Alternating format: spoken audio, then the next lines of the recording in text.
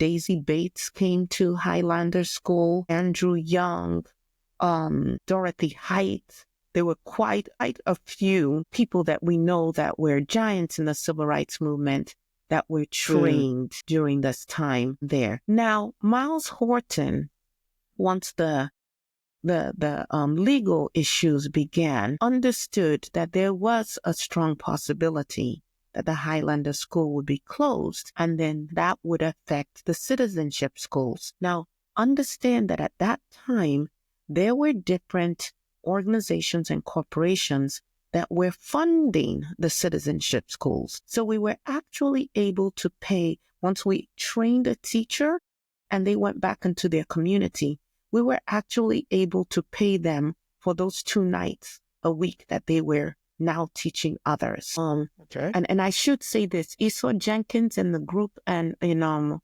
St. John's Island, they paid back that $1,500. That was important to them. So Miles Horton, and of course I had the same concerns, but he was concerned that we were doing such great work, but with the charter, the corporate charter of Highlander School being revoked, and now with the possibility that the entire property could be taken away, which eventually was, he had a suggestion for the SCLC to take over the citizenship schools.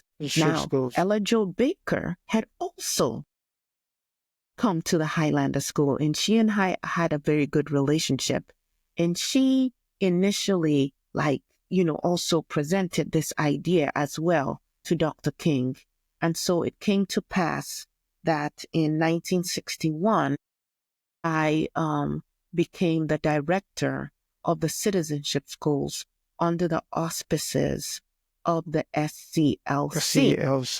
And let me tell you, since you want to know more about how the civil rights movement works, let me tell you that the citizenship schools was a cash cow for the SCLC because we already had all of these partnerships with different funding entities. And so there was quite a bit of money that was coming in that not only then bolstered the citizenship schools, it reinvigorated the voter registration drives that had been waning. In fact, at the time when citizenship schools now came under the auspices of SCLC, even Jet magazine had an article where they were questioning the efficacy of the SCLC and how far they had fallen in terms of meeting their stated goals